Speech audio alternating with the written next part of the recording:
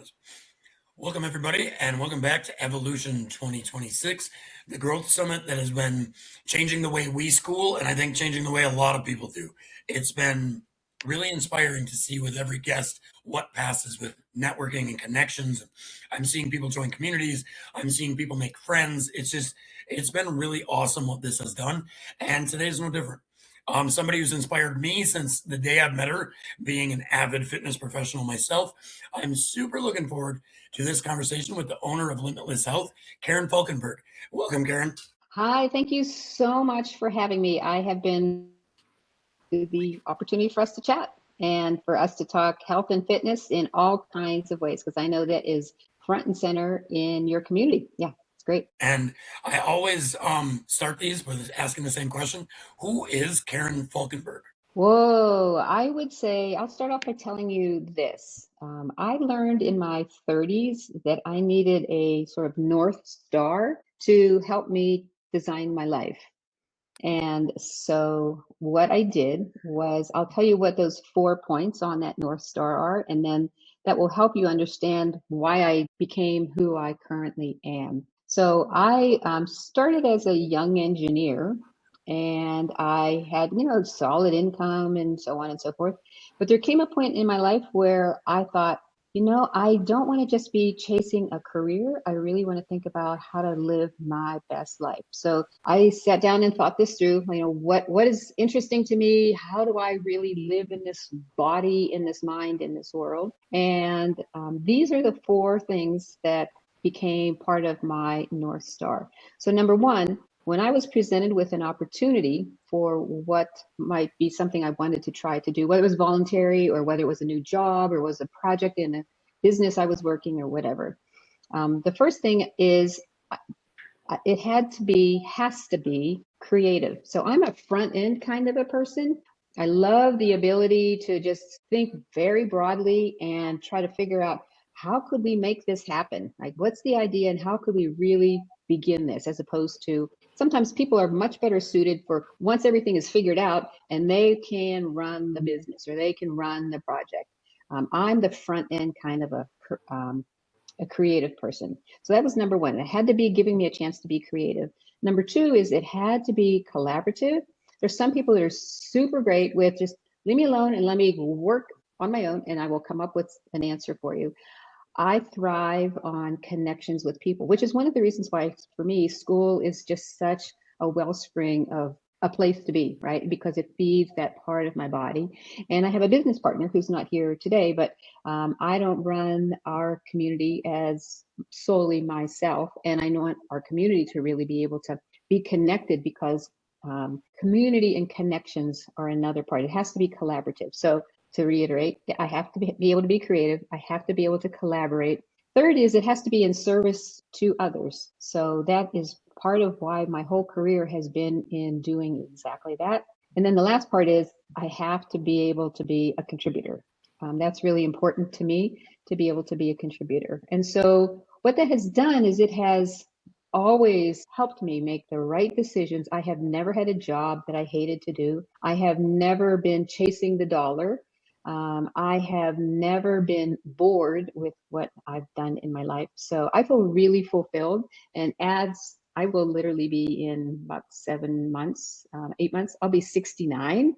And so to think, wow, this has served me for more than 60 years. That is a really incredible sort of touchstone for how I live my life. And so my career has been very varied. And what I'm interested in has just expanded and expanded and expanded. So that's a little bit about how I got started in becoming me. Was having this North Star that really helps me, guides me through my journey as a human. When did that come about? I was in my mid 30s. So I said 60 years ago, but that's not really true. It was 30 years ago. So give or take 35 years ago. And I had started my career as a research engineer. Oh, thank you. Oh, I love here. See those hearts. I started my career as a research chemical engineer. I got a patent for purifying silicon for solar cells. That project also caused me to get chemical poisoning. So, there's pluses and minuses to being innovative and being the front end of things. And then when we had kids, my children are this year will be 43 and 41. So that kind of puts you in my age range, right? I was working as a professional woman in the 1980s, long time ago, probably for many of our listeners before they were even ever born, right? So I then became a teacher, and I realized I loved teaching. I just loved it. I started as a community college person who was working with people who were career switchers, and I was teaching in the evening. And then I became a high school teacher for 7 years. It was so great. And at that time, I was asked to, what are your hobbies? We need you to, how teachers always have to do clubs and whatever. And they said, what do you do? And I said, well, I run. And they said, the principal said, how far do you run? Like, 5K or whatever. I said, oh, I run in marathons. Oh, good. Well, then you can be the coach of the women's cross country team. I had never been coached, and I had never been a coach. And so that was really my first introduction to coaching. I learned so much about coaching in those years. We had a great run with, no pun intended, with how we moved up in our ranking in the state. And then I later went on to move to Atlanta, and I took a job where I had a chance to manage a very large project where it was all about innovation. And I love that. I also work at the Center for Behavioral Neuroscience. So there's this other part of science that's now coming back into play with my work. When people asked me to do that, I said, I followed my 4 points, right? Could I do this? Would it be collaborative? Could I contribute? And is this in service to the community? And those all said yes to me when I talked to these folks who asked me about this. So I said yes to the opportunity. Then later, I finished a degree in I got a PhD at Emory University, and then I became a psychology professor. So big career switch entirely, going from hard science, engineering to switch careers entirely and become a psychology and education professor. And then later, my goal was to be a consultant and to be a leadership coach. So I've moved into leadership coaching. And so there's the coaching comes back in again. And then when I got to be, I guess it was 2019, I was working and I was in a serious car accident. And at that time, I was 61. I had a brain concussion so bad I was under the care of a brain doctor for 6 full months. I failed the NFL concussion test repeatedly. It was such a bad brain injury, but I had to learn to walk again. And I was in physical therapy, and I had to do these things like stand in a corner, right? The corner of the wall, the two walls come together. So you're kind of in a triangle there. And you had to try to stand there and not fall over. And so the wall could help keep you backed up. And then I had to do that with my 1 foot up. And then I had to do that with my eyes closed. And then I had to do that with my 1 foot up and my eyes closed. And I was getting better at walking, but I really wasn't getting fully better. And so what I did one fateful morning after a lovely Pilates class, I love Pilates, is I got myself into a gym. I mean, a stinky bro gym, the kind where it's beefy and it smells so bad and there is no zhuzh to the place whatsoever. But I just am not dissuaded by things that are new to me because I'm kind of a front end person. So I was like, okay, this is cool. And one of the reasons I went in there was to get stronger. But every year on my birth month, which is September, I set a personal development goal for myself as opposed to having New Year's resolutions. I just don't do New Year's resolutions. And so in September, I said, well, what is it that I want to learn in the next 12 months? And when I turned 60, the year prior, I said, I want to learn how to do a pull-up. It was really interesting why I wanted to do that. And that's maybe a little sidebar I'll tell you a little later. But I wanted to learn how to do a pull-up. And I looked on YouTube. And at that time, there were 3 videos that I could find of women who were 60 plus who were doing pull-ups. And I thought, dang it. Okay, this is my challenge. So I'm going to figure this out. But I did this stuff that people often do. They like read about it and then they watch videos and they follow people. And I talked to my neighbor who has a modified kind of CrossFit gym in his garage. And I just never got there. I never got there. And I decided that one morning after Pilates, it's time. I need to rehab my body. And I had at the time, so for any of the women who are listening, or anybody who is a man who knows a woman who's gone through menopause, women tend to go through menopause and say, what in the hell is going on here and here? What is all of this? Well, I was one of these struggling women. I mean, I was really successful in lots of ways, but I just couldn't get that figured out for my health.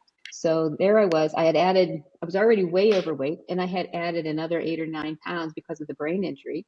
And I walk into this gym. I shouldn't say waddled in, but I was probably waddling in, I would, to some degree. And I said, I need to get stronger. And through a series of conversations, just as I was heading out the door, my now BFF business partner, Ryan McQueen, was walking in. He was a trainer at that gym. And we were Velcroed together from minute one. We have the same interests. We have the same personality. I know later when I said to the people that I was talking to others about, I said, he's the only person I know that's as awesome as much as I do. Yeah. So we are really similar in so many ways, but we are not identical, of course. And we have skills that overlap to some degree and are unique to some degree. So that's what really makes our business, Tiger's Eye Life, really, really robust. But so after he said he would coach me, and I had some videos of my early days of working in the gym with him. Oh my God, it's so great. So for anybody who's a listener and who is like shy to say, I don't know if I should really take pictures of myself, or I don't know if I should really make videos of myself, do it. I would so do it, because you will find that that is gold to have later.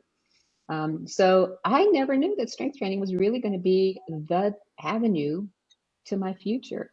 That was so cool to me. It was almost like, did you ever read The Lion, the Witch, and the Wardrobe and the Chronicles of Narnia? Yeah, C.S. And Lewis is one of my favorites. yeah, and so you open the door to the wardrobe and you walk into there and you walk through there and you walk into this whole new world that you didn't even know existed if you didn't open that door and go in there.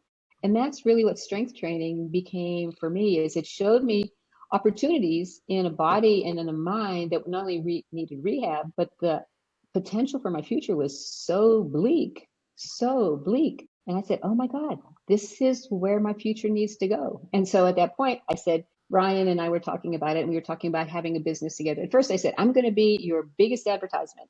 And he at first said to me at the very beginning, he said, what's your name? And I said, my first name is Show Up, and my middle name is Determined. And then later, friends of mine said, oh, you didn't tell them your last name, which is Kick Ass.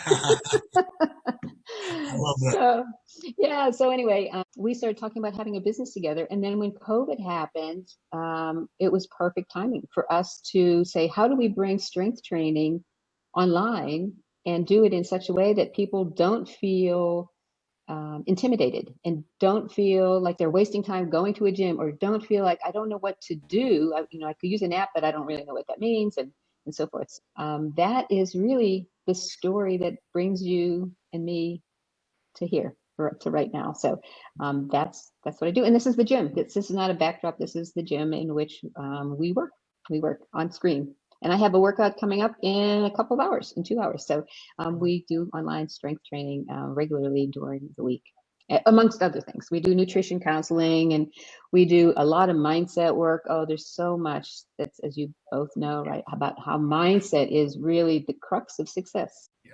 Like, I'm a nutrition coach, right? And everybody like comes to me and says, okay, what do I start eating? It's like, first we work on stress and stress reduction and stuff before I even talk about that. Like with most people. So I can totally relate to that. So much that you said has really resonated with me. There's a few of us in this community, which is crazy, that have had similar brain injury stories. So I really, that resonated with me. Mine was more, I was in shape, I was a fighter, and then after my brain injuries, I really went downhill, and I had strength training save my life. Strength training is what, after a decade of thinking my brain was this way or worse for the rest of my life, strength training saved me. So when you're talking about that, I was just like, man, and I know other people who strength training has improved their brain health in major ways. And that can be just the starting point, obviously, but before I ask any questions, I guess I'm still kind of reacting. I also love how you have that North Star. And I think so many of us should have something like that, where before we make a decision, what does this align with my values? And I really love How do you use that? Is that something that you fall back on with pretty much every major decision in life? Yes, absolutely. It has, at first you have to stress test things, right? You make a decision, I'm going to try this, and you have to see, does it really work?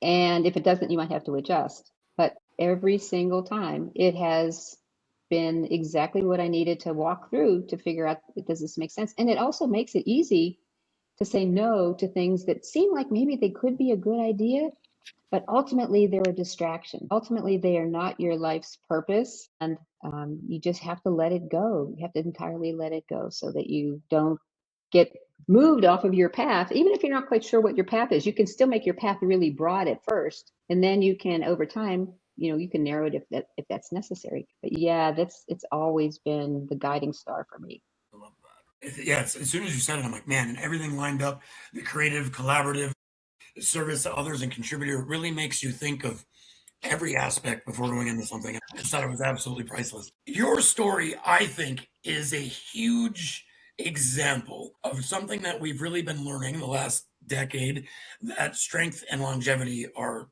keys. Weight loss, not just weight loss or eating healthy, but strength training is crucial to longevity. Can you kind of let me know what you think about the importance of strength training and longevity? Because you're an example of it. As I stand here talking to you from my gym 2 hours before a strength training session that's coming up. Yeah. And like I said, um, it's it's a lever for change that some people are afraid of. Some people think it's not for me. Some people think I'm going to get hurt.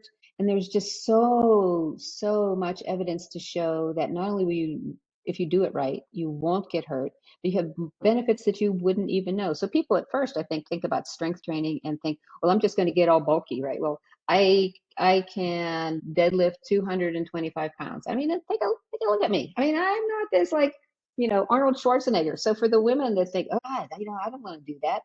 Um, yeah, strength training is really important. It builds you bigger closets on your body for your glucose. So that's one of the things that we tell our clients is, if you wanted better closets in your house to store stuff, well, that's actually one of the things that strength training does is it gives that to you. It helps your metabolism. It improves your bone health. It improves your tendon and ligament health. It improves, as you said, right, Brendan, your mindset. And then the confidence that people get when they are able to progress and lift heavier weight, the confidence it carries over to the rest of their life is just invaluable. We have some of our clients who are CEOs who have said, in my work as a CEO, the confidence that I have from my strength training has been instrumental in helping me make the right decisions for my business. So there's all of that, and then there's, as you said, the longevity, right? Um, I think if we look particularly at Americans, so Dinka, I don't know what it's like where you are, but in the US, you look at elderly people and they look like they are just on the struggle bus. They're way overweight, they have achy joints, they have joint replacements, they have walkers, they need respirators, they know all this kind of stuff. I don't think anybody wants longevity if it's for poor health. It has to be Yeah, you longevity. want quality of life and not an extended misery, right? Oh, I love what you say, extended misery. Nobody would really vote for that. I mean, it'd be crazy. Yeah. So all that to say, and I think with our clients, when they realize that strength training has now not only sort of stopped the decline and improved things, but they now have opportunities that they never would have otherwise thought that they could even try, whether it's an athletic thing or whether it's I'm going to say yes to this because now I'm more confident, whatever that is. It's just a great way to live your life feeling that you are fulfilling who you are as a human. And that, for me, that's another part of it, right? Is we have one body, we have one mind, and maybe if you come back as something else, or maybe as a human, if you believe in reincarnation, that's okay. But I'm putting my bets on the fact that I want to treat my body as well as possible because it's the only one I'm ever really going to have. It's the only one I've got. I Yeah, spent so and many I years. think it's also like age is not a disease, like just because you're older, it doesn't mean that you have to be weaker, you have to become sick, you have to have all these issues. We write a lot of things under age, like, oh, it's okay, you know, because I'm getting older, it's normal to have those aches and pains and stuff like that. No, it is normalized in our society, but it's absolutely not normal. So I love that your philosophy is to change that and to set a new norm and to move things, because it's very much needed. And even on this side of the pond, I mean, I do feel like maybe, especially in Belgium where I live, for example, there's a lot of people who ride bicycles, even older people. Okay, sometimes it's electric, but still, you know, they're moving. So I feel like there's a little bit more of that compared to maybe the US, but there can still be, you know, improvement. So, and I think that we are also kind of taking on the bad things from the US. It's like, you know, the food culture, the junk food, and we're not copying you for the good things. So it's mainly the bad influence. So yeah, it's very much needed what you are doing, and it's so beautiful to see that you're being an embodiment of everything that you say. So Oh, thank you. And you know what I think is so interesting is here in the US, you know, when it's your 40th birthday, okay, when it's your 50th, they give you black balloons and they say over the hill, you know, and it's this kind of, you know, sort of motif of what it's like to yeah. be 50 plus. And, you know, they say, don't tell people your age. I tell everybody that I'm going to be 69 this year. And I'm so excited about it because the alternative is I don't have a life. Age, and I say age is not a number. I say age is a privilege because there are a lot of people that just Absolutely. do not Oh, get I love that. to Yeah. this age. Yeah.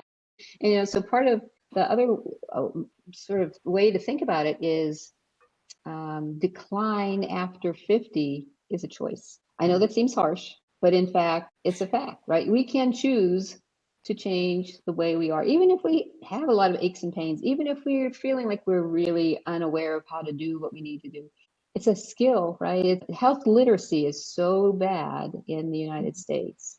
And people have abdicated their responsibility for being healthy to the medical profession. Right? So I just got to check with my doctor. And if my doctor says take a pill, I'm going to do that rather than whatever. Yeah, I mean, here in Belgium, for example, what you were mentioning, like all the joint replacements, that's on a conveyor belt. And it's a business, right? Like nobody wants to teach people like, oh, actually you can reverse that and you can, you know, build up strength to support your joints, and you don't really need a titanium hip. But that doesn't, you know, you cannot charge people on that level for that. So it's a very lucrative business, obviously. And I know way too many people who have had joint replacements, and it doesn't even come up in their mind that there is a possibility of like some sort of other route. Like it's just, oh, you know, this is when you get to a certain age, that's what you do, and because it's, you know, like the neighbor did it, and their mom and whatever. So it's totally normal, and yeah, as I said, it's like one after another. They're queuing. They just take the little number and they're queuing for the new hip or the shoulder or whatever. So it's crazy. Yeah. Yeah. And, you know, I would say to people who are listening who may actually have a joint replacement that that does not mean that you don't have access to strength training. In fact, that's going to help you maintain that joint that you have in your body. So, you know, we work with people that have had replacement knees, shoulders, hips, all of that. You know, it's unfortunate that they ended up having to need that because at some point, if they haven't been able to maintain the best quality of life, things can wear out.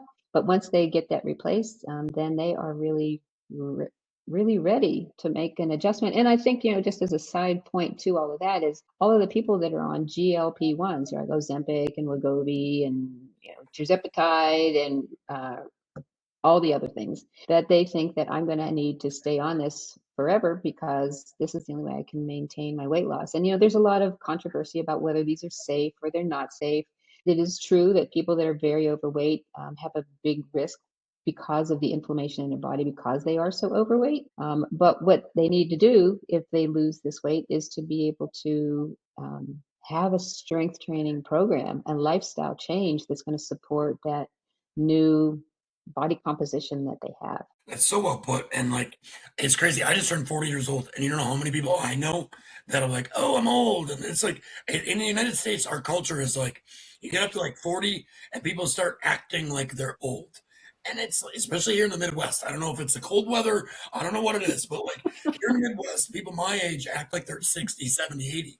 And it's like, I don't understand, guys. Like, you have so much more. Actually, I work out at the local Planet Fitness, and sometimes I'll go at that 4:35 in the morning range, and I call it old timer time because I'm 40 and I'm the youngest person by like 20 years, and I love it because it's motivation. I see all these guys that are like 70 years old and they're lifting like me, and I'm like, yeah, I like that. All my gym friends are in their 60s and older, and it's my favorite because they prove that everybody that's delusional at my age saying, I'm old. No, you're not. No, you're not. I work out with 30 people that run miles, run marathons, squat, whatever you want. So no, you're not. You choose to be old. So you were saying you're old, so you're old, but really, no, we're not. We're not.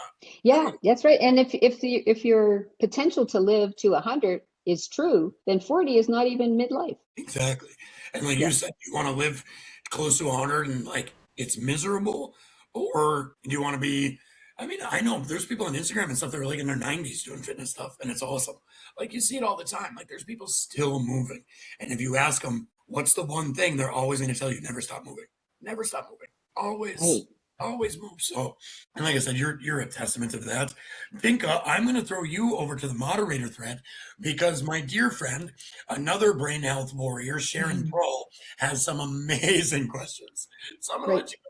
Yeah, I think you might have seen it already, Karen. But so let's just start from the top because, yeah, I think Sharon asks very good questions. So, what's the most persistent client you've ever worked with? When I read that, I thought, well, what do we mean by persistent? Do they just keep trying or do they just keep staying? And what I'll tell you that's interesting is our clients join us and just don't leave. They find that the community of people who are working out, so this is really, show me your friends and I'll show you your future, right? So they work out together, they grow in their skills together, they grow in their equipment purchases together. And so persistence, I would say our longest clients have been with us since the beginning of, middle of COVID, right? 2020, the middle of the summer of COVID. So long time, really a long time. And are they persistent in their work? Yeah, they really are. Because what we do is we do progressive overload. And so I know, Brandon, you understand this. They have Google Sheets. And so every week on one day a week, it's this workout. Another day a week, there's this other workout. So they have a sheet for each workout and they record their progress. And so over the course of a 17-week program that Ryan designs, if you don't record things, you won't really know how much stronger you got, how much more mobile you got, but they do know. And so they're all persistent. And at the end of the 17 weeks, they've all shared, how much growth that they've had. And then we get a new workout program and they get on to starting something new and persisting through that. I love that system, by the way, of not, my girlfriend's two boys are teenagers and they're picking my brain all the time because they're in that, like, we want to get bigger and we want mom buy us 10 jugs of protein powder. And I'm always like, oh, hold on. I was just telling them, like, guys, don't do the same workouts all the time. Like they're like doing chest all the time. Like we're gonna bench press. So I was just talking about progressive overloads, and I love how you do that. You switch it up, keep it fresh. You're putting new strain on the muscles. I love that. So kudos to you for that. I have a few questions about this, but I'm gonna let Dinka keep rolling with Sharon. No, you can take over, Brandon. So I think. honestly, I was curious as you're talking about your clients and stuff. Do you work with specific age ranges? Are you like longevity and above? Are you working with anybody that wants fitness routines? What is your typical clients like? That's a great question. And I would say there's not really a typical client. So our youngest clients have been in their teens. Some of them are just like what you said about the boys in your family, right? Just in growth mode, right? And no matter what, all they have to do is blink and they're going to put muscle on their bodies, right? And they can eat almost anything, eat a whole pizza and it doesn't even faze them. People that are I wouldn't say semi-professional, but young men who have wanted to be ready for collegiate baseball, basketball, football, people that we had somebody that came to us a couple of years ago who said, I'm great at skiing. So I'm here in Colorado, right? I'm great at skiing, but I'm not on the podium. And so what I need you to design me a nutrition plan and a workout plan that will get me there to be podium ready. And so he's featured on our website. And so he was in his 20s, not out of college yet. He came back after 10 weeks and he had put on 12 pounds of muscle. Nice. Really, he was diligent, right? He wanted to put on muscle and he wanted to be more mobile. We had a very specific program for him. There are some clients that Ryan works with that I don't see, but they're in their 90s. They're in their 90s. So it's lots of people. What I will say is typically what happens is the men come to us and they say, like this young guy, right? Give me a workout plan, give me a nutrition plan, and my goals. Not all of them are that way, but a bunch of them are that way. And then the women come and they're like so excited about the opportunity to be in a group. Women tend to love group fitness, but the unfortunate part about group fitness is, I don't know if you've ever gone to a gym and seen this, or as a woman participated in anything like this for any of our listeners, but you go to the gym, you get a good, you see your peeps, you have the same instructor, you do things, whatever they're doing, right? Whatever that is. You get a sweat on, you feel really good about yourself. It's super fun. And then 3 years later, you're still about the same level of strength, of mobility as you were when you started. So, I mean, CrossFit, look at CrossFit. CrossFit, and Ryan talks about this a lot, right? The CrossFit is the ultimate place where people go because it's collaborative and it's a community, but they get so banged up, but they still love it. So what we like to make sure our folks do is they not only enjoy the opportunity for collaboration and being on screen together and seeing each other and being friends with each other and texting each other and all that, but that they really have a chance to change their body composition, to change their strength, their mobility, all of that. So we really work on progressive overload. And when our folks who are on the screen together do that, they record. I mean, we finish the sets of whatever this exercise is, and they put in what was their weight, what was the number of reps that they did, whether they did partials or whatever.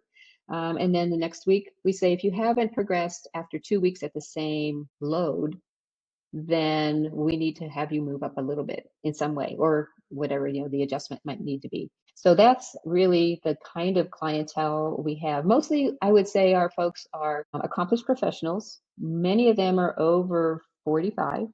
And we do seem to gravitate towards having women who, for whatever the reason, see me and go, what? Okay, well, there's some credibility there that, in fact, you could potentially help me become my healthiest self. And what Ryan loves about that is he's such a good coach, but sometimes, he wouldn't necessarily have that credibility with people like me, right? My age. And the reverse is true. There's been some men that I've talked to, then they haven't yet met Ryan, but they've seen a picture of him. And I know for those of you that haven't been in our community, there's some photos of him in there, but he probably has about 5% body fat. He's total muscle. He doesn't have a 6-pack. He has a 12-pack. I mean, he's just so ripped. But men are intimidated by him sometimes. They're like, oh, God, yeah. But they're happy to talk to me because I guess I don't look intimidating. I think the trust comfort thing, though, especially with the women of or people of your age, when you jumped on here, you look healthy, you smiling, you're happy, you're fit. I mean, the gym in the background also is kind of a little business card, but you look like you're trying to tell people they can feel, and you can feel that right away. Like just from your smile and the way you carry yourself, you know that your health has a big part of that, and I think it's just in your energy. Oh, thank you. Thank you so much. Energy is so important. And that's part of our new 12-week program coming up is the fact of like, what is your energy? And people say, oh, I'm fine, or I don't know, I feel kind of flat today, but they don't even really know what their energy is or how they gain it and how they drain it. And so that is a key factor in having high energy and feeling like, I love my life. I love what I'm doing. I love the capability they have, is being able to have your energy be high. And so our community used to be called The Art of Energy and Strength, because how important those two are, they go together. And we haven't changed the URL. So anybody that comes to us knows we have a new name to our community, but energy is really important. So yeah, appreciate that comment. Yeah. Actually, my next question was so close to Sharon's, I'm going to read Sharon's off. What inspires you to help others, or how did getting in shape and fit transform your quality of life? Oh, that's such a great question. I have always been, so back to my North Star, right? I have always wanted to have a life that was of service and service to others, which is part of what being a teacher is. It's part of what being a parent is, right? It's part of what being a coach is. And so that for me is just like in my DNA. That's Are you just a Virgo by any chance? big V. Yes, I am a Virgo, September 12th. Very, Yes. very Please, Virgo you. energy, all the service. Sorry, astrology geek here, so Oh, well, can't start it off. let me just mention this one thing. I heard that, last year was the year of the snake and that this year is the fire horse. And Fire so horse, yeah. so I looked into that, and then so this is just sort of a sidebar point, right? But I said, well, I wasn't born in the year of the horse. I was born in the year of the rooster. So E7, I mean, so long ago, right? And it said, oh, you're a fire rooster. And it described my characteristics. And I'm like, dang, you're nailing me in lots of ways. Yeah, I'll just leave it at that. Yeah, I'm a Virgo. I'm going to keep going since I got this up. One from Sharon is funniest thing that you've ever experienced doing what you do. Oh, one of the funniest things. Gosh. I don't know if I have a funniest thing. We have an enjoyable time for sure. Maybe one of the funniest things was, I'll tell you this. This comes to my mind right away. So, of our clients, we have their birthdays. We know when their birthday is, of course. And so every time when we're right up to somebody's birthday, the end of our workout, we end 3 or 4 or 5 minutes early, and so we have play Spotify, all different genres for just about anything other than opera. God, no, to do that. And I haven't played K-pop yet, so that's on the list. That's on the list. But so we put on some music and we just dance, and people change their background. They put on sunglasses, from the filters and all that stuff. Well, somebody was having their birthday, and I thought, I don't know if they're going to know how to do the Cupid Shuffle. So I actually sent them a video to make sure that they knew how to do the Cupid Shuffle, because we were actually going to do that whenever it was the person's birthday, rather than just free dance. And having them try to figure out how to do the Cupid Shuffle, I got a good laugh out of that for sure. Yes, that's awesome. I love that. I was waiting for some dangerous resistant band stories or anything. I've seen some things in the gym with those. Oh my gosh. And I'll just say quickly here, if you are on socials, you can see all of these kinds of like faux pas. And some things are pretty serious when people fall and get hurt. But you look at this stuff and you think, how did you think that this was a good idea to try that? How did you possibly think that? Yeah. My favorite is when they're hanging those resistance bands off the squat racks and they put their feet in them. I don't know what exactly they're doing. And then their foot slides off and the resistance band goes right up the legs. And I've seen it at the gym, and I still don't understand that one. There's other ways to do that, but yeah, that's my Some of that sounds like it calls for a Darwin Award or something. If yeah. you guys do that, know Yeah. what that is. It's like the stupidest way to die. But yeah, I mean, I think that's maybe the competition side of things, like people wanting to be like, oh, I'm the toughest and the strongest and whatever. But just be safe and like start from the beginning and like gradually build it up. But yeah, I guess it's just part of being human that we just try to show off sometimes. Yeah. That falls into the what were you thinking category, just like you said. And our last question by Sharon is most surprising thing you've experienced doing what you do like that. Oh, I think this actually probably would be myself. So I am 5'3". As you know, I'm 68. And I was trying to go for what could I do? How much weight could I actually lift? Right? And there was one time that I had stalled out at 190 pounds for a deadlift, but I could do 10 sets of 10. I mean, I was just cranking them out, but I just didn't go any heavier than that. And so one Sunday morning, so one of our workouts is on Sunday. One Sunday morning, I told the folks on the screen that I was aiming for 225. And that's a big jump, right? But I had gone to 205, 210, but I was just kind of getting stuck at like 210. So they were cheering me on. And so I was texting them every time I increased my weight. I would send them a screen grab of my calculator saying how many pounds I had lifted, right? And how many reps I had done. And I got to 225 pounds. That's awesome. That was really great. That was really great. My back squat PR is 173. And I will say at 5'3" and I weigh 136 pounds. That feels pretty amazing to say that actually happened. So that's probably my answer for that question. It's beautiful what those moments can do for your self-confidence and self-belief, and just not only from a fitness level, from just the whole mental aspect of For sure. you buy your own capabilities in a sense, right? And you're like, oh my God, look what I just did. And you give yourself confidence to do all sorts of stuff outside of the gym. Yeah, exactly. Exactly right. And, I had my cheer squad. I mean, really, I had my cheer squad. They were all texting me back, right, as on the group text, as I was sharing, here's what I am, here's what I am. And they knew what I was going to do because I told them in the workout when it was wrapping up, this is what I'm going to do for the next hour after our workout. It's magic. It's wonderful. Absolutely. Love that. Thanks for sharing that. Again, this is a pretty good time to. So, for your coaching, do you do everything in a Limitless Health, your school community, or how does your school community correlate into you and Ryan's main business? Is a lot of that group coaching? Do you do a lot of one-on-ones? Give me kind of the rundown and all that. Yeah, so that's a really interesting situation because our group coaching meets 4 times a week. Then a number of our current clients don't really feel the pull into the school community, and so I want to make sure that they feel connected in that way, in addition to seeing each other on the screen all the time. And I want our members who are in the school community to really feel connected to people who are currently our clients. Right now, our community has been growing slowly, consistently, and we have been primarily a kind of like a hangout spot for people that want to talk about their strength training, or people that want to ask questions about nutrition or sleep or mindset or whatever. But this coming over these months in the spring here, there'll be much more content that's really going to be deliberate for helping people to move themselves through their own stages of competency and becoming their healthiest self. Where they don't necessarily have to be our one-to-one clients, right? Or in our group strength training, or some other perturbation of how we work with people.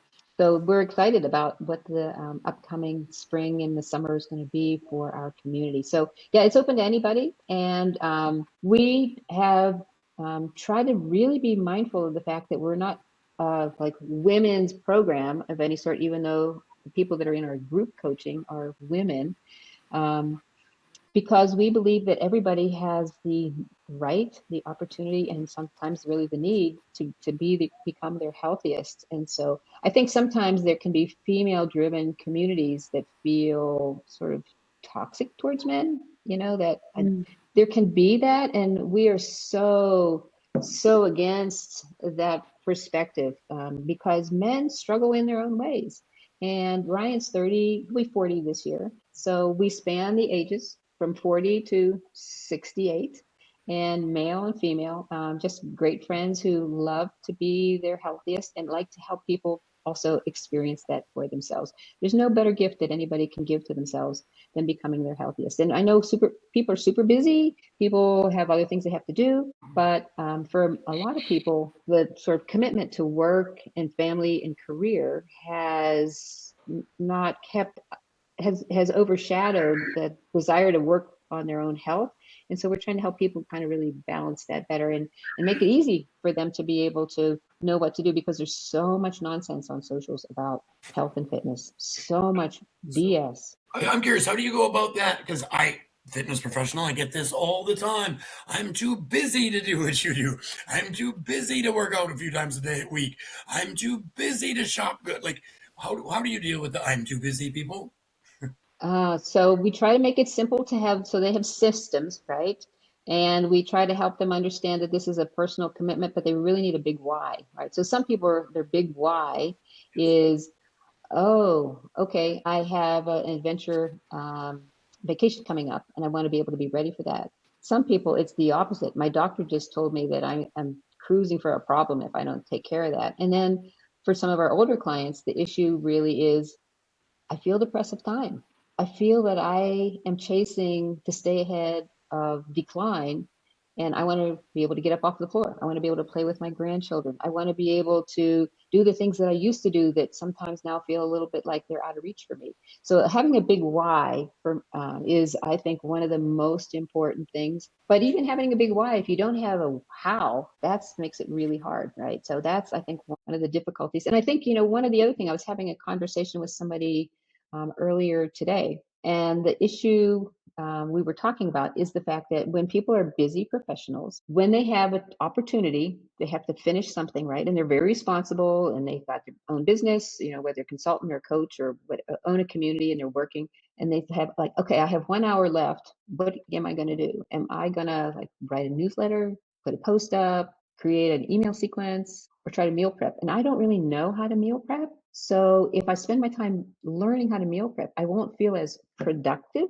as if I do the things I'm already really good at. And part of my self-worth is my productivity. So I need to do the thing that makes me more productive, even if it holds me back from my health. And so when people are aware that this is a way of life for a lot of accomplished professionals, they're like, yeah, you're right. And then when you combine that with the why, and if you don't balance that better, you could potentially be that person in the walker in 15 or 20 years. Mm-hmm. Yeah, Absolutely. it's so crazy to me that people are like, no, exercise is not for me. I don't need that. Just to get into your car, it's a lunge with a twist, and then it's a squat, basically, right? So, I mean, everybody needs that. I actually wonder if you are Czech trained or if you know the Czech system, because Paul Czech, I don't know if that. Okay, anyway, that's the system that I was trained in. So that's how he breaks down, for example, this specific movement of getting into the car.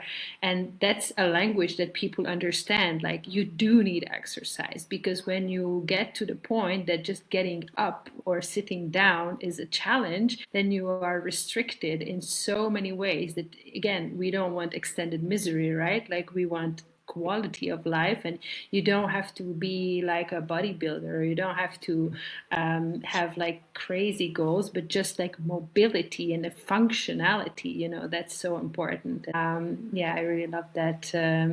You can translate that into the language that people understand, because it's necessary. It's so necessary. And for some people, they just love being in the gym. And most people, once they get into this, they really, really like it. But for other people to be convinced, you can say it's just not about how am I doing in this gym. It's really about how am I doing in my life. And so it gives you the ability to dance, right? It gives you the ability to hike. It gives you the ability to swim. It just gives you the ability to have the opportunity to do all the other things that you want to do. So Yeah, just that's pick up your grandkids or whatever, Mhm. walk your dog or whatever. Yeah. I really feel like the why, that's really crucial, and I love that you guys start there, because, well, there's the saying, if you don't know where you're going, any road will take you there. So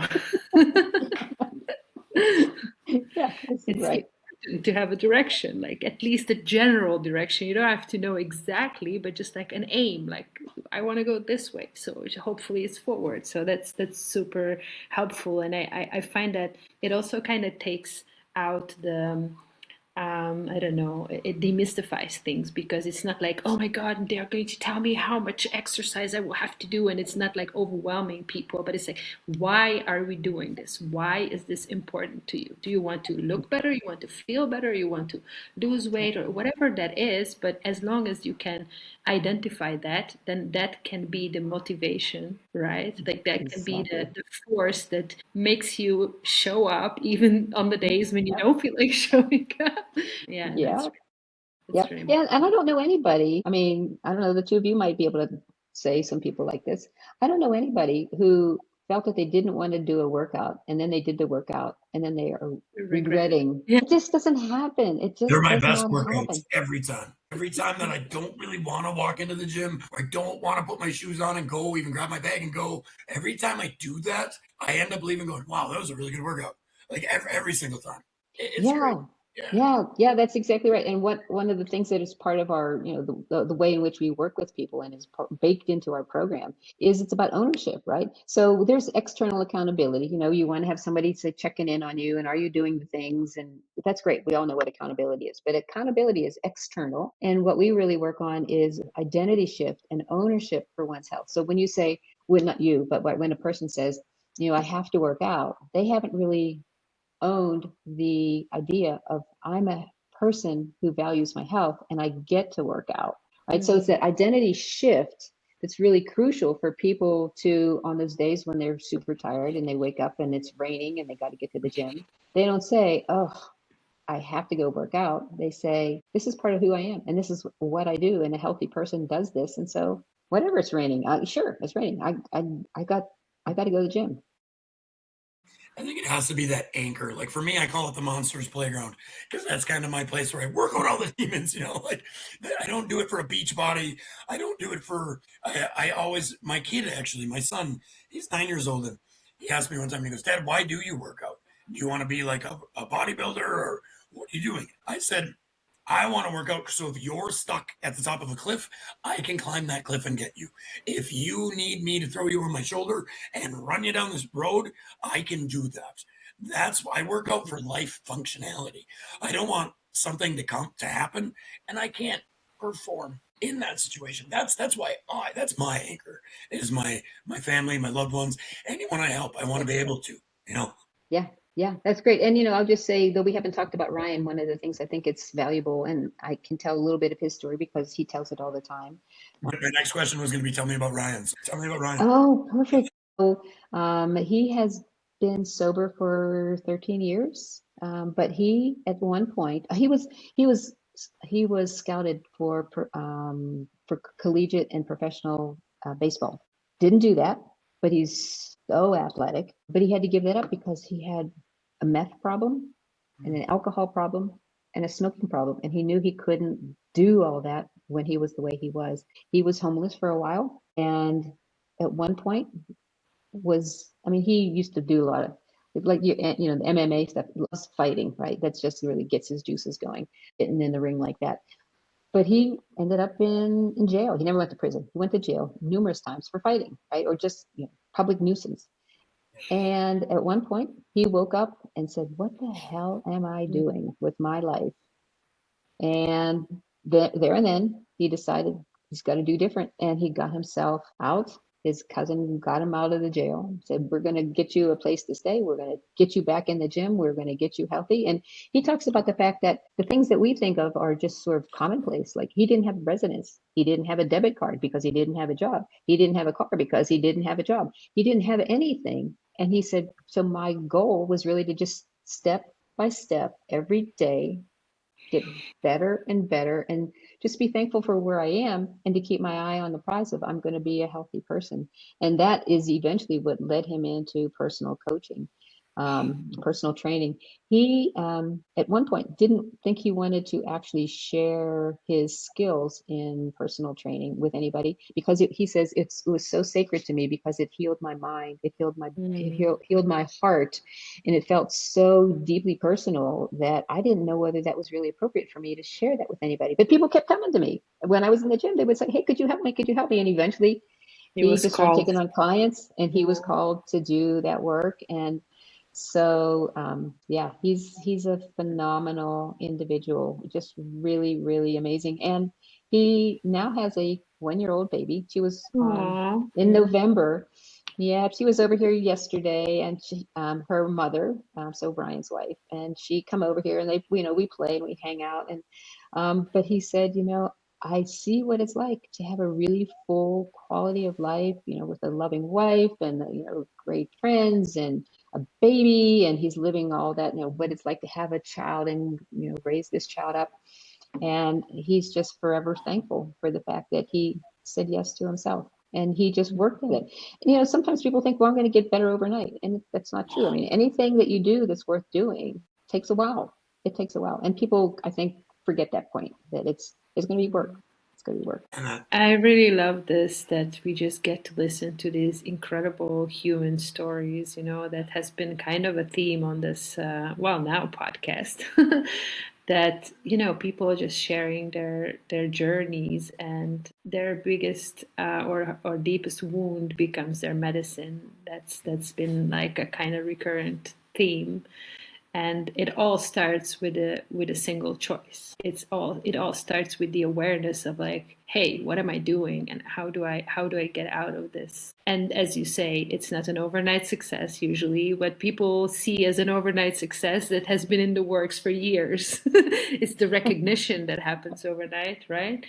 But I love that, hopefully this inspires a lot of people, or gives hope to a lot of people who are maybe a few steps behind that, and they are just starting their own journey, but it makes them feel like this is possible and it's available to them as well, because if he could do it, then they can do it, and I think that's really, really powerful. So thank you for sharing that.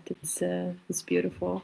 You're welcome. Yeah, never give up on yourself. That's the thing, right? Never give up on yourself. You have to be your best friend, your best ally.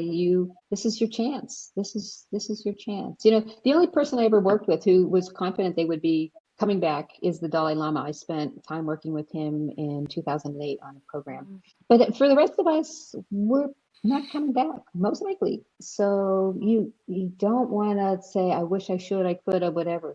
Don't give up on yourself. That's such an important thing to remember. Wherever you are, there's always a way to work on yourself and fulfill yourself to be your biggest potential. Well, it's just a lovely place to be when you do that. I'm not even gonna lie, this whole section is kind of choking me up a little bit. I've talked to you probably a year ago now, and you said, hey, you have to meet Ryan. You guys are a lot alike, and I still haven't. Wink, wink, we have some opportunities here in the next month. We need to make that happen. Maybe we can get him on the podcast as well. Yes, I would love to talk to him every Wednesday. We're doing the podcast in here now, so honestly, I'd love to make that happen. And it's so true. Like 3.5 years ago, I looked up drunk in a jail cell and said, I'm going to change my life. And I walked out of there and I walked 6 miles. I stopped soda, alcohol, and I was on a nicotine thing for years trying to quit fully still, but like it never stops. And look, guys, that was 3 years ago, 3.5 years ago. And now I'm talking to amazing professionals. I have them as my friends, and I'm growing every single day. 7 years ago was the last time I did meth, and it almost destroyed my life. It did destroy my life for a little bit. So I feel for Ryan, and I don't even know him. I know what he's been through. I know the hell and back that he did to be where he is today. A happy father that's trying to better his life and others every day. Tell him from me, even before we meet, hell of a job, congratulations, because I know what it's like, and it's not fun. I will tell him that. And the other thing about this is reflecting to you. All of the gifts you have given all of us in your community, in all the communities that you are members of, or that you are a member of. You just have infinite amount of gifts to give to other people. It's same. I do want to go backwards for two things. One is, did that guy ever hit the podium, the skier? He ended up, we didn't have a lot of snow last year. So the answer to that question is, I'm not sure. I'm friends with his mother, and his grandmother I'm friends with her. She is 95 years old right now. Her birthday's 96 is coming up in a couple of weeks. So when I see her at the 96th birthday, I hopefully will see the grandson, Jeremy, and ask if he's done his podium work. Well, I know I'm going to be knowing, so update us. Pop in here and be like, hey, then the subtle name drop, the Dalai Lama was one of your clients? No, not one of our clients, but I worked with him on a project in 2008. Yeah, they brought me over to, the Tibetan government is in exile. It's not in Tibet anymore. Tibet has been absorbed into China. And so the Dalai Lama left as a young adult in the late 50s. I think he's in his 90s now. And he went to India. And so his residence is in Dharamshala, India. And he's always been interested in technology. And what he realized is the Buddhist traditional curriculum didn't have any science or technology. So he wanted to bring science and technology into the traditions of these people that, I mean, they're super scholars. Their skills, their ability in their mind is unbelievable. And so I went over there with a small group of other people, and we worked with the lead monks and nuns. They were recruited from around the world, and they learned Western science and technology. And one of the things I had an opportunity to do was help them understand how to take this back and teach it in their monastery or their nunnery. And then I did a research project on asking them how similar or different is what you're learning about Western biology, cosmology, physics, math. How similar or different is that from what you've learned as a Buddhist? And they're like, oh, this is the same thing. This is the same thing. They didn't have the words. The Library of Tibetan Works and Archives had to like translate. But it was really incredible. It was really an incredible project, which is a whole nother kind of a podcast conversation maybe at some point. But what I will say is they said, when we go inside in our meditation and we go further and deeper and deeper and deeper and deeper and deeper and deeper, yeah, we're at the atomic level. We're at the electron level and the proton level. And so when we learned about that, we're like, oh, hell yeah. Yeah, we got this. We understand this. We just talk about it a slightly different way. It's a phenomenal experience for me to be able to go there and at one point sit on the stage with him. And just, I guess one last thing I'll say is you're not supposed to move around when he's talking. And he sat in a chair and he talked for 3 hours. And there we were sitting beside him. Oh, can you imagine holding a cross-legged pose? Oh, God. It sounds like a nightmare. It was really hard. What I love about this, though, is this whole summit has been like this. There's so many times where, especially in our culture and Western culture, celebrities, movie stars, football players, all these people are put on pedestals of that's what like superstardom is. All these, but I think this summit has been putting a light that normal people, everyday people have superstar lives, stories of triumph and stuff they've gotten through and stuff they've done. And there's so many times on this podcast that I'm talking to people and I'm just, my face goes, wow, you did what? Like, I remember Ro the other day, I kept going, I was waiting for her to tell me she was a secret agent. Like she just kept like saying stuff. And it's great that I feel like you have that life where you've been through so many different chapters. If you had a young person, when you have young people in front of you and they haven't seen as much life, what are some things of advice that you make sure you really tell that younger generation you're working with?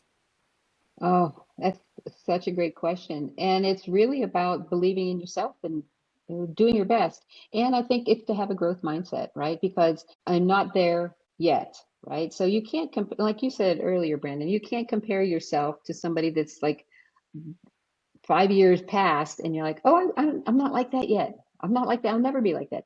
To really say, yes, I believe in myself.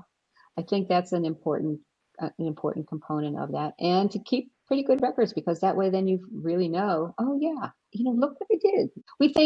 We overestimate what we can do in a week and we underestimate what we can do in a year.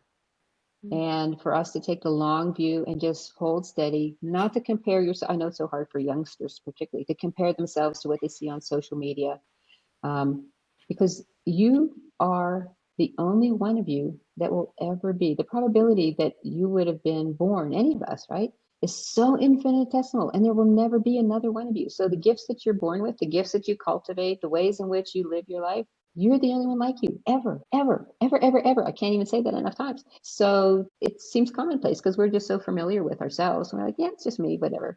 But in fact, each one of us is a gift to the others. And that's, I think, an important thing to remember all the way through how, even when you have really difficult times. So part of our Create Power program really focuses on anti-fragility. So it's not like you should never have stress. In fact, I mean, I've had cancer. I have had an unexplained heart attack. I have had a baby granddaughter die at the age of 3 days on Christmas Eve. My husband has had major things going on with his life with leukemia that he beat. Nobody really has a life where there's not trauma, drama, issues. It's a matter of what do you do with that experience? What can you take away from that? And what can that really do for you? And to see that stress is a potential contributor to your next success. Yeah. Anti-fragility is really the key, right? Is to say stress can make you stronger. And I mean, let's be honest, the complete absence of stress is is death. Like when you don't have stress, then you're not alive anymore.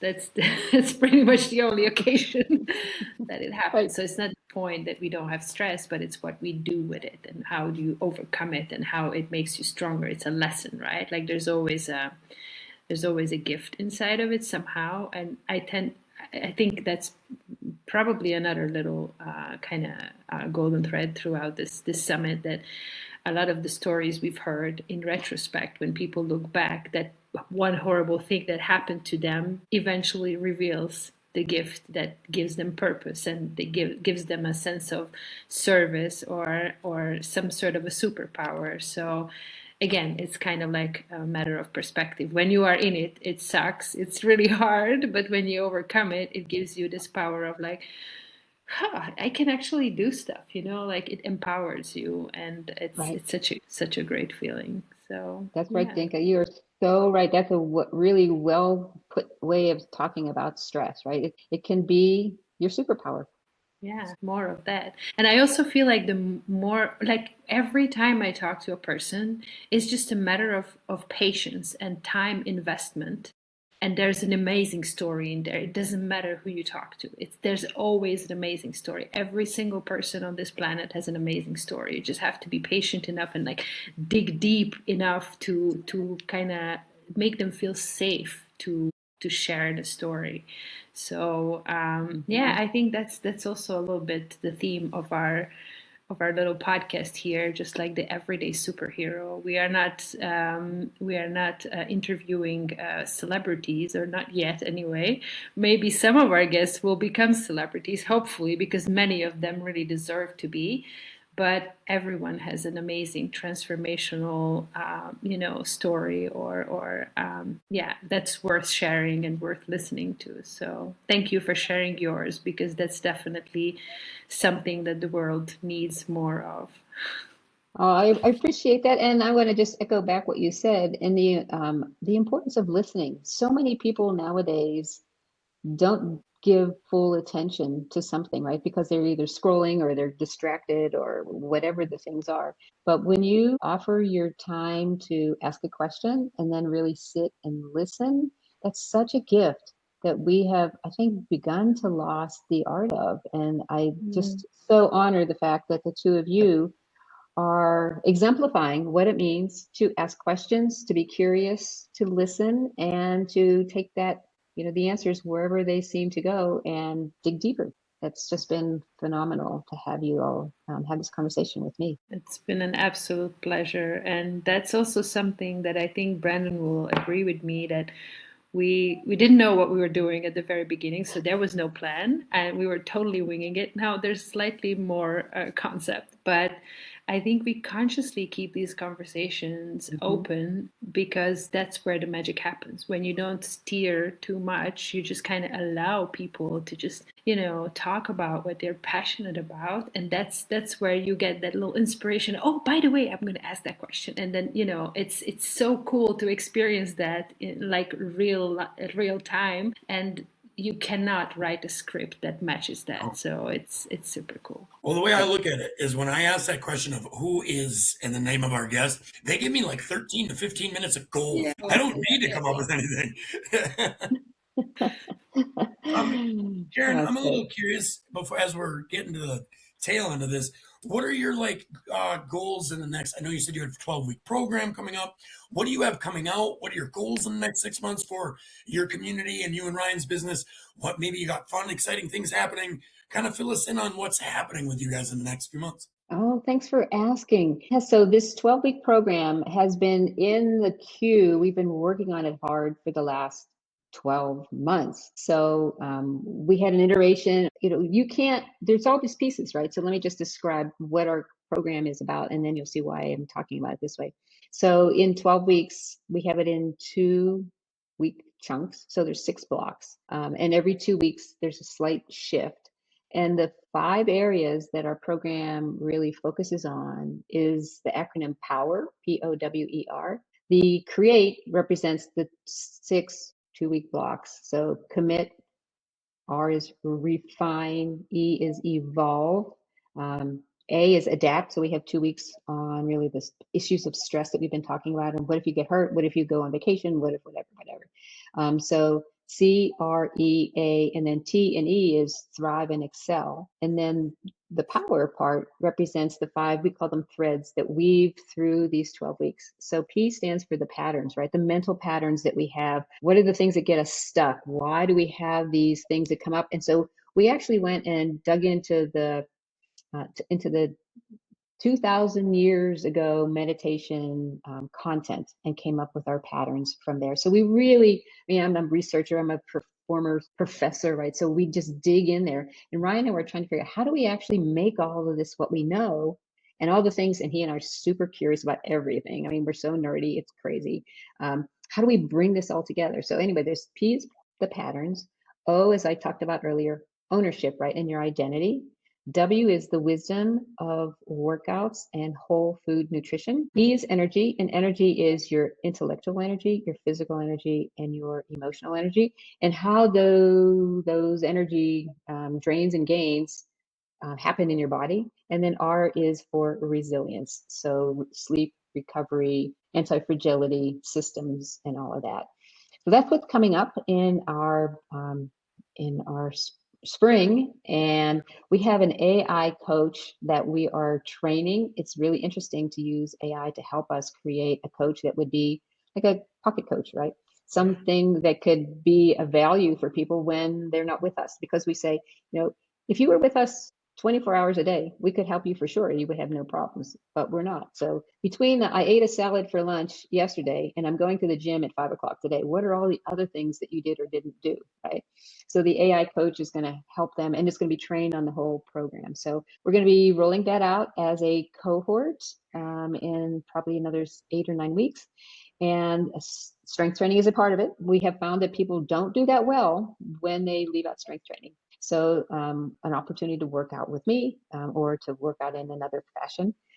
So that's what's coming up there. Our goals are really to bring part of that work to the fore in our community. So building out our materials for access for people who want to participate, whether they want to participate with us or they want to do some things on their own. That's really where we're going. We see ourselves as the opportunity for people to have no BS health and fitness, because there's just so much nonsense out there, especially for women who get conflicted and they follow this influencer and they do that and they just they spin and they never get where they need to go. And we just want to provide this opportunity for people to really be their healthiest. We're going to be on Wednesdays.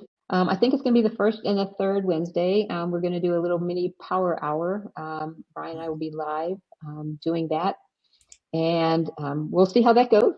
We were working in Pure Life Mindset, and we're doing sessions last year. And so we're going to extend that and do that in our community this year, in addition to where we were with Rob. So that's what we're doing. We love the idea of collaborating with other communities. We want to work with other community leaders, owners, whatever we want to call them, because we believe, like you do, that the power of collaboration is the way of the future. And it's really about authenticity. And I mean, we're all done with this nonsense of just chasing crazy stuff. And that goes back to exactly what I said before, right? My 4 points of my North Star, right? It has to be creative. It has to be collaborative. It has to be in service to the community. And it has to be something I can contribute to. So it's all going to come together that way, working with you all and working with others. And I'm just super excited to have this opportunity. Yeah.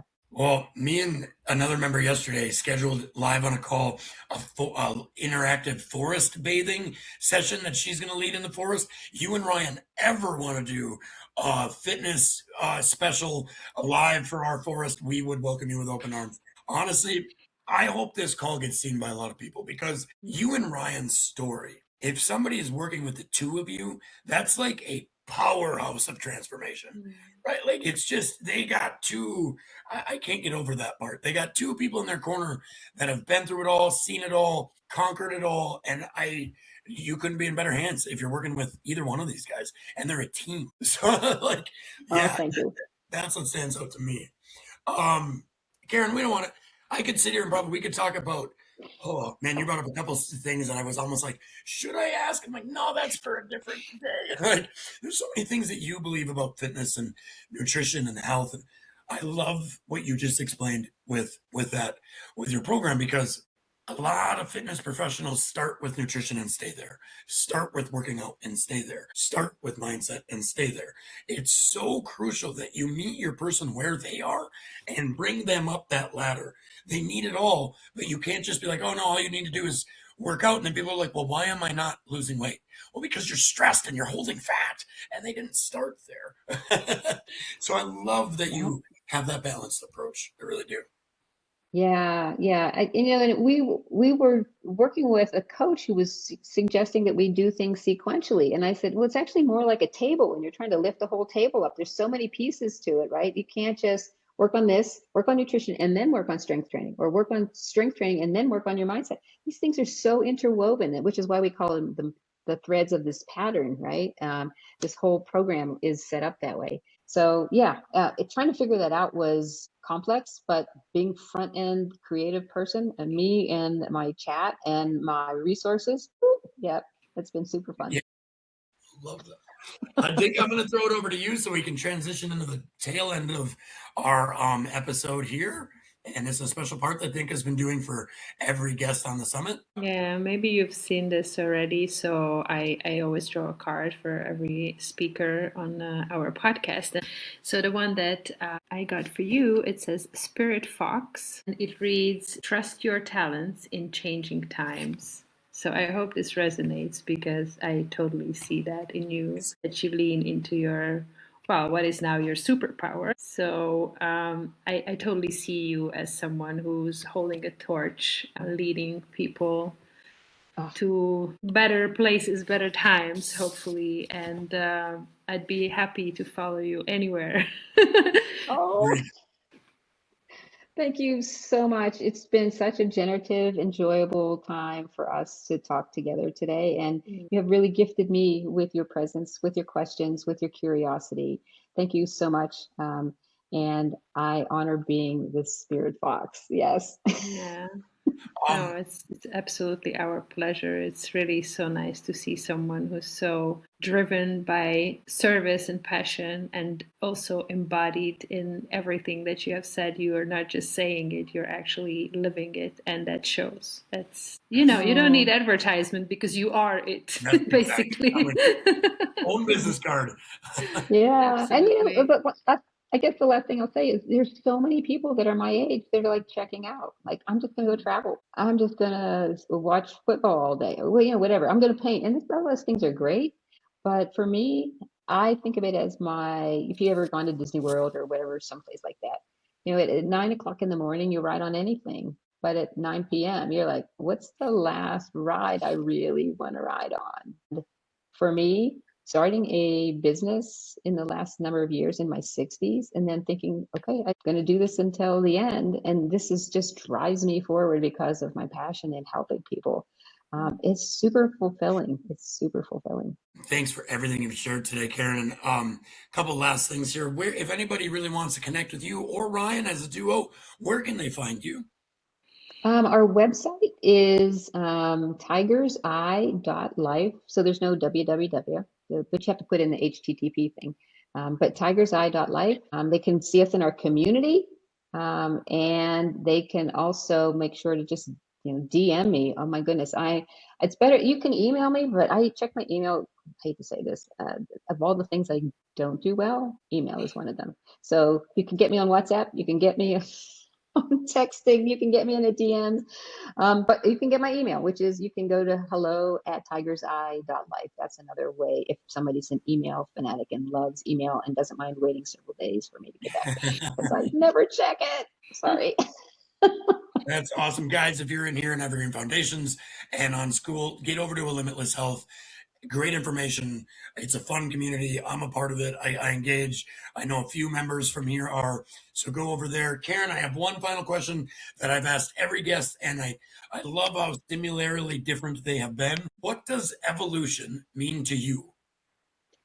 Evolution means to me the opportunity to advance, the opportunity to advance. I mean, whether we think about evolution from the official, way back in the way back when Darwin told us about evolution, or whether we think about evolution as the earth revolves around the sun and there's this evolution, we get these cycles and we get these opportunities, and you can always advance yourself. You can always advance yourself to be your best. Absolutely love that. Friend, it's been a pleasure. I'm looking forward to connecting with you more. And everybody, the Evolution 2026 continues tomorrow. We have Sharon Prohl.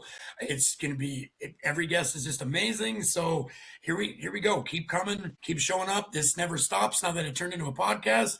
Like Dinka said, you can find us on YouTube and Spotify and right here in Skool. I hope you all have a great day. And thanks again, Karen. It's been amazing. Oh, thank you so much. It's been wonderful. Take care, everybody. You too. Bye-bye. Bye.